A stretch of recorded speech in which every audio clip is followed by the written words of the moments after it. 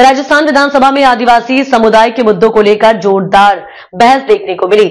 आसपुर विधायक उमेश मीणा ने आदिवासी कल्याण योजनाओं में बजट खर्च न होने का मुद्दा जोरों शोरों से उठाया है और राज्य सरकार को घेरा। दरअसल आज विधानसभा में आसपुर विधायक उमेश मीणा ने प्रश्नकाल के दौरान जनजातीय मंत्री से पूछा कि वित्त वर्ष 2023-24 में जनजातीय क्षेत्रीय विकास विभाग के तहत 997 करोड़ रुपए का बजट रखा गया था, लेकिन उसमें से करीब 250 करोड़ रुपए खर्च ही नहीं हुए। वहीं खासकर प्रधानमंत्री ग्रामीण सड़क योजना के तहत 100 करोड़ रुपए आवंटित थे, लेकिन उसमें से भी एक भी पैसा खर्च नहीं किया गया। जनजातीय मंत्री बाबूलाल खराड़ी उमेश मीणा के सवालों पर पूरी तरह घिरते नजर आए। विधायक उमेश मीणा ने पूछा कि क्या ये पैसा केंद्र सरकार ने दिया भी था या नहीं, यदि हां तो राज्य सरकार ने इसके खर्चे हेतु क्या प्रयास किए हैं।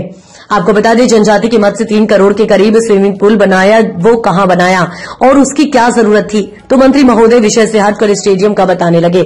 उमेश मीणा ने बजट खर्च के विवरण पर भी सवाल खड़े किए, जिसमें 3 करोड़ रुपए से स्विमिंग पूल बनाने की बात कही गई। मंत्री जी से सवाल किया गया कि यह स्विमिंग पूल कहां बनाया गया, किसकी मांग पर बना। इस पर जनजातीय मंत्री बाबूलाल खराड़ी ने सदन में जवाब दिया कि यह बजट कांग्रेस सरकार के कार्यकाल का था और केंद्र सरकार ने ये पैसा भेजा ही नहीं। टीएडी विभाग में खुद का एक भी क्रमिक नहीं, कुल 1025 क्रमिक अन्य विभागों से प्रतिनियुक्ति पर ले रखे हैं, जिसकी तनख्वाह व पैसा 12% अतिरिक्त पैसा टीएडी विभाग देता है। विधायक उमेश मीणा ने यह भी बताया कि जनजातीय क्षेत्रीय विकास विभाग इतना बड़ा विभाग होते हुए भी अपने कर्मचारियों की भर्ती नहीं कर रहा, बल्कि शिक्षा विभाग और अन्य विभाग से प्रतिनियुक्ति पर कर्मचारियों को ले रखा है। उन्होंने मंत्री से पूछा कि उनके खुद के विभाग में कितने कर्मचारी कार्यरत है। जनजातीय छात्रावासों से 770 वार्डन पद खाली पड़े हैं, तो क्या सरकार इन्हें एसटी वर्ग से ही भरेगी। पूर्व मंत्री एवं कांग्रेस प्रतिपक्ष नेता टीकाराम जूली ने उमेश मीणा का समर्थन करते हुए सरकार पर सीधा हमला बोला है। इस पर मंत्री बाबूलाल खराड़ी ने कांग्रेस सरकार को दोषी ठहराते हुए कहा कि केंद्र सरकार ने यह राशि जारी ही नहीं की। विपक्ष के सवालों से मंत्री बाबूलाल खराड़ी असहाय नजर आए हैं। आज विधानसभा में राज्य सरकार आदिवासियों के मुद्दे पर कटघरे में खड़ी नजर आई और मंत्री बाबूलाल खराड़ी जवाब देने में पूरी तरह असफल रहे। प्रश्न श्री उमेश मीणा। धन्यवाद अध्यक्ष महोदय। प्रश्न संख्या 285, आपकी अनुमति हो तो मैं उत्तर आ गया। उत्तर आ गया, चलो पूरा पूछो। अध्यक्ष महोदय, मंत्री महोदय का जवाब आया है और उस पे मैं आदिवासी समुदाय के उद्धार के लिए वित्त वर्ष 2023-24 में राज्य व केंद्र के विभिन्न योजना के 997 करोड़ बजट, जिसमें 744 करोड़ रुपए खर्च किया गया, मतलब 250 करोड़ रुपया खर्च नहीं हुआ है। पैसा क्या खर्च नहीं हुआ और उस बजट के आगे क्या किया गया, इसमें भी विशेषकर केंद्र की जो पीएमजे योजना के राज्य के लिए आवंटन 100 करोड़ में से 1 रुपया भी खर्च नहीं बताया। तो क्या ये पैसा केंद्र सरकार ने दिया या नहीं, यदि हाँ तो उसके लिए राज्य सरकार की तरफ से क्या प्रयास किया गया। और परिशिष्ट ब में जो खर्च का जो ब्यौरा दिया गया है, उसके तीसरे नंबर पेज पर स्विमिंग पूल 3 करोड़ के आसपास बजट खर्च किया गया है। तो स्विमिंग पूल कहाँ बनाया, किसकी मांग पर बनाया, क्या स्विमिंग पूल बनाकर आदिवासी बच्चों का विकास करोगे या फिर स्विमिंग पूल और अन्य अनावश्यक जगह पर टीएडी का जो बजट उपयोग किया जा रहा है उसको रोकने का प्रयास रखते हो, उसकी जानकारी सदन को। माननीय मंत्री जी। माननीय अध्यक्ष महोदय जी, माननीय सदस्य ने सवाल उठाया है कि केंद्र सरकार का 1000 करोड़ रुपए खर्च नहीं हुआ। अध्यक्ष महोदय जी, ये केंद्र सरकार का 23-24 का बजट है। वो बजट केंद्र सरकार से आया नहीं, उस समय सरकार कांग्रेस की थी, आया नहीं तो खर्च करने का सवाल ही नहीं। दूसरा, एक इन्होंने कहा कि ये जो खेल स्टेडियम मांगा नहीं होगा ना, खेल मांगा नहीं, आप पूछो। दूसरा ये है,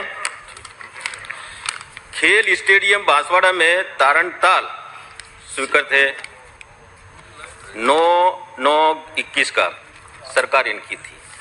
स्वीकृत राशि 5.77 लाख, 90% कार्य पूरा हो गया है। ये कार्य पूरा होने के बाद माननीय सदस्य सीट पे जाइए।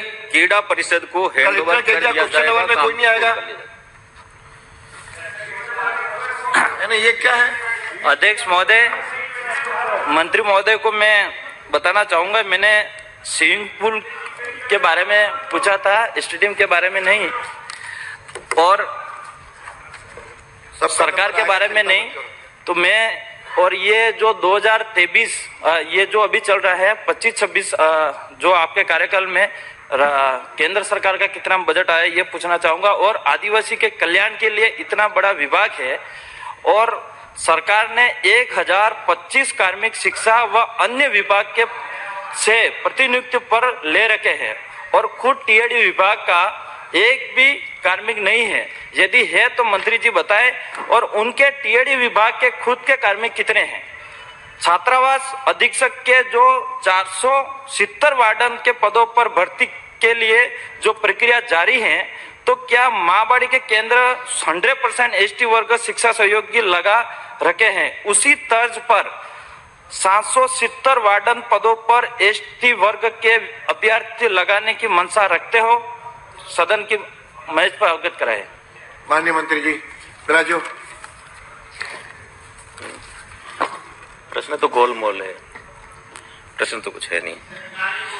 अध्यक्ष महोदय जी, आपने ये कहा कि 470 पद जो हमारे हॉस्टल हैं, इनमें पहले केडर नहीं था, और केडर नहीं था तो हम लोग शिक्षा विभाग से अध्यापक लेते थे और उनको वार्डन के तौर पे लगाते थे। अब हमारा केडर बन गया और उनकी कार्मिक विभाग द्वारा उसकी प्रक्रिया चालू है। ये होने के बाद में हमारा केडर बन जाएगा। अध्यक्ष महोदय जी, पहले हमारे छात्रावास अभी जो बढ़ गए हैं, 452 छात्र हैं और ये 70 पद है। क्योंकि ये जो अंतर है, ये इसलिए अंतर है कि जो अभी जो वार्ड हॉस्टल वगैरह खुले हैं, इसके कारण से ये अंतर आ रहा है। तो ये भी पद जो है फाइनेंस को भेजकर स्वीकृत करा करके पूरा करेंगे। अगला प्रश्न है श्री रामकेश। एसटी के जो वार्डन है वो आपके 2 हो गए राजू सर, छोटा 2 प्रश्न हो गए, 2 में भी आपने लंबा, ठीक है, आपने पूरा बैठिए। अरे आप बैठिए, आप बैठिए, आप बैठिए। 2 क्वेश्चन है। एक तो आपने कहा कि ये जो पीएमजीएसवाई की जो सड़कें हैं, इसके 1000 करोड़ रुपए आए थे, वो एक भी खर्च नहीं किया। और दूसरा, आप ये जो कैडर बनाने की बात कर रहे हो, ये कब तक आपका काम पूरा हो जाएगा और कब तक आप नियुक्ति दे दोगे? माननीय मंत्री जी, माननीय मंत्री जी, प्रश्न पूछा है आपसे। अच्छा, कौन सा कैडर बना रहे हो कब तक? एक बार। अच्छा, आपने पूछा क्या? एक बार दोबारा मान्य, मैं वो मंत्री महोदय को पता ही नहीं है। अरे भाई, नेक्स्ट प्रश्न पुकार दिया था, एक बार नेक्स्ट प्रश्न पुकार दिया था। अरे आप तो राजू ने प्रश्नकाल में मैं डील कर रहा हूँ। आप एक बार दोबारा पूछ लो राजी, आप दोबारा पूछ लो।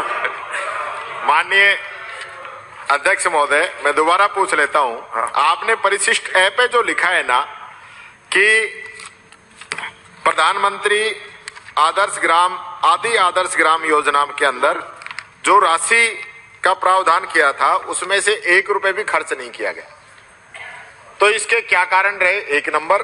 और 2 नंबर ये है कि आपने जो प्रावधान किए हैं अलग कैडर बनाने के, ये नियुक्ति कब तक हो जाएगी? क्योंकि आप जनजाति की जिस दिन डिमांड थी उस दिन भी आपने कहा था हम कैडर बना रहे हैं, तो कब तक कैडर बनेगा, कब तक नियुक्ति होगी? प्रधानमंत्री आदर्श ग्राम योजना के अंदर जो राशि का प्रावधान किया था, उसमें से 1 रुपए भी खर्च नहीं किया गया, तो इसके क्या कारण रहे? 1 नंबर। और 2 नंबर ये है कि आपने जो प्रावधान किए हैं अलग कैडर बनाने के, ये नियुक्ति कब तक हो जाएगी? क्योंकि आप जनजाति की जिस दिन डिमांड थी उस दिन भी आपने कहा था हम कैडर बना रहे हैं, तो कब तक कैडर बनेगा, कब तक नियुक्ति होगी? माननीय मंत्री जी। अध्यक्ष महोदय जी, नेता प्रतिपक्ष ने जो सवाल किया है अपने परिशिष्ट पर, ये पैसा 23-24 का है, राज्य सरकार द्वारा 75,708.19 लाख रुपए, वे है 63.12। ये राशि ही आपके समय में खर्च हुई है, आई है। अध्यक्ष महोदय जी, संविधान की धारा 275 11,020.80, इसमें 10,294.87 ये खर्च किया है, आपकी सरकार ने किया है। प्रधानमंत्री आदर्श ग्राम में ये पैसा 10,000 करोड़ है। ये पैसा खर्च इसलिए हमें पहले बताया था कि ये पैसा आप लोग ले नहीं पाए, वहां से केंद्र से मिला नहीं पाए कि भारत सरकार ने दिए नहीं, केंद्र से आया नहीं ना, उत्तर सुन लो। केंद्र से आया नहीं तो खर्च कहां से होगा? दूसरे किसी को नहीं है अनुमति, सबके लिए नहीं है, आप अकेले लो। अलग आप प्रश्न लगा दो अगली बार। दूसरा आपने क्या पूछा था, कब तक केडर का पूरा करोगे? इसी में केडर का कब तक पूरा करोगे? अध्यक्ष महोदय जी, केडर का ये इनकी समय में हो गया था, लेकिन जो नियमों में अपनों को अपने वित्त विभाग को दे करके उसको फाइनेंस में लेना था, वो आप ले नहीं पाए। हमने ये प्रक्रिया पूरी करके और अब हमारे कमिश्नर कार्यालय प्रज्ञाधीन है, ये आते ही बहुत जल्दी कार्मिक का परीक्षा कराएगा और उसके बाद में ये हो गया। मेरा इतना सा ही आग्रह है सर, इसमें हमारी सरकार उसकी नहीं है। सीधा अगर पैसा जिन लोगों ने खर्च नहीं किया, चाहे हमारी सरकार के अधिकारी हो, उस पर आप कार्रवाई करना चाहेंगे या नहीं चाहेंगे? 1 नंबर बात। 2 नंबर बात, जो काम हमारे टाइम में ही हो गया साहब वो कैडर का, तो आप 1.5 साल से कुछ कर ही नहीं पा रहे और बार बार ये कि हम कर रहे हैं। अरे अभी कर दिया और ये प्रक्रिया दिन है जो हमारे कमिश्नर कार्यालय में आते ही हम इसको फाइनेंस को भेज करके अभी जल्दी परीक्षा करा के खबरें जो आपको जोड़ती हैं सीधे हमसे, जिनका आपकी जिंदगी पर होता है सीधा असर, खबरों की वही तस्वीर, बिना बदले बिना डरे।